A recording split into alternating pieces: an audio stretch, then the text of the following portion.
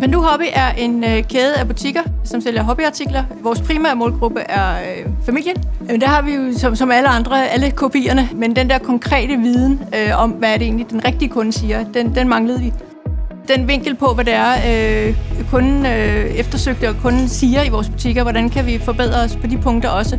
Det er vigtigt for os at få de indsigter, fordi at kundens mening betyder jo alt.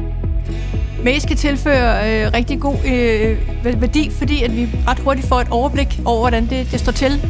Det gør vi jo dagligt. Udover vi måler salgstallene, så er det jo også, at Maze kan give os et overblik over, hvad det kunderne siger. Så er Maze jo fantastisk, både på de grønne dage og på de røde dage. Har vi en rød dag, jamen, så er det rigtig vigtigt, at vi kan gå ind og logge ind og sige, at kunderne faktisk siger, at vi gør vores bedste.